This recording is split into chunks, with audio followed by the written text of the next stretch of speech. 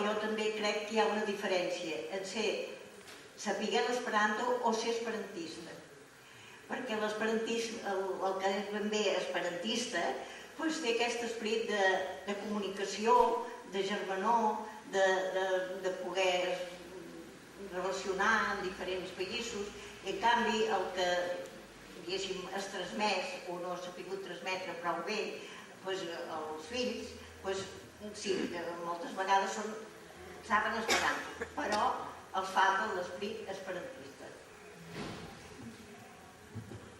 Bé, nosaltres a casa tenim dues filles i ni una ni l'altra doncs no han volgut, no és que no hagin volgut aprendre esperanto, no els hi ha tirat aprendre esperanto, això que de petites doncs sempre han vingut a les trobades i tot amb nosaltres, però tampoc no ho han forçat, perquè creiem que és una cosa que els hi ha de sortir d'elles i és veure la importància de l'esperanto, i això doncs no ho entenc i no en parla, la veritat.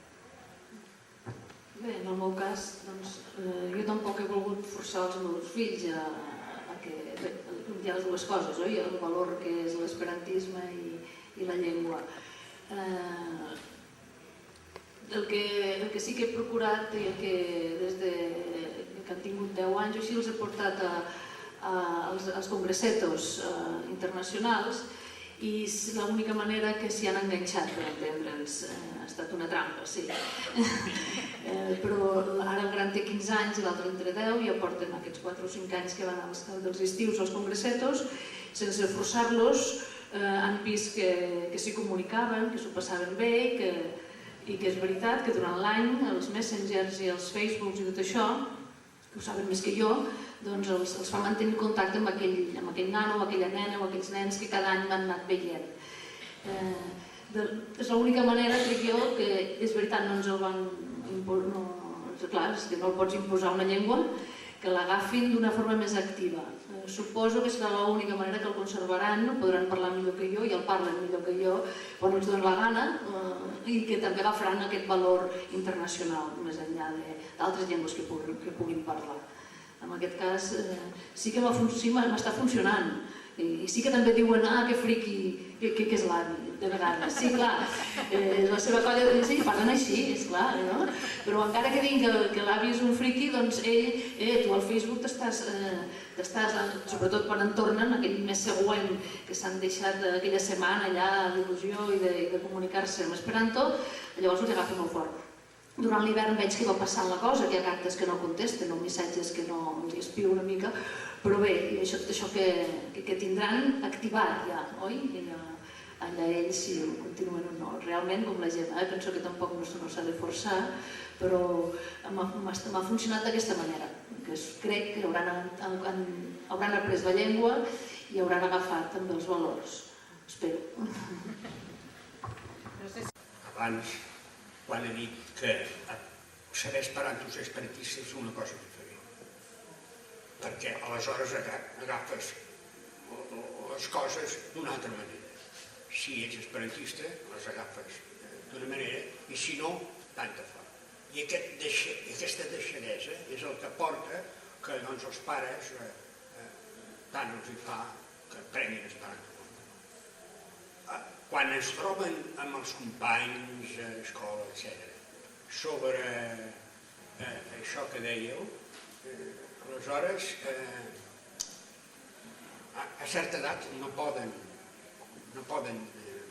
discutir, no poden argumentar, i per tant els pares han d'ajudar fins a forçar, perquè forçar no és mai bo, però insinuar i fer-ho d'una manera que es trobin dins de l'ambient, com en el cas vostre, i no se n'adonin. I resulta que ja parlen esperanto. Si després seran esperantistes, ja en parlem. Hi ha d'haver un estímul per fer servir l'esperanto. L'esperanto no és una llengua qualsevol. No pretenem competir cap llengua, perquè seria absurd, perquè les altres llengües tenen una finalitat, que tots sabem, i nosaltres no. Nosaltres som l'Anna lleig, l'Aneguet lleig de la lingüística, però tenim uns valors que no poden tenir mai les altres llengües.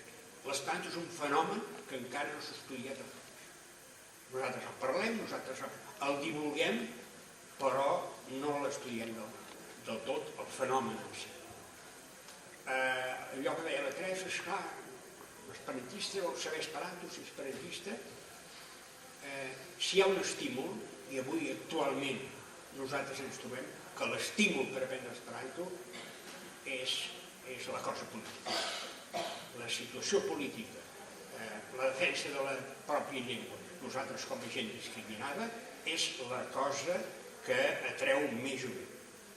Un jovent que té aquestes inquietuds, evidentment. Si no les té, doncs hi ha gent que no té cap inquietud i aleshores viu molt feliç.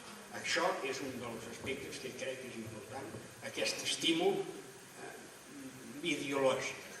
Això és el que atreu molta gent. Perquè, evidentment, esperanto, doncs, per ser el català una llengua minoritària, dona un suport. És que és una solució perquè ens puguem entendre en tot el món sense passar per les llengües imperialistes.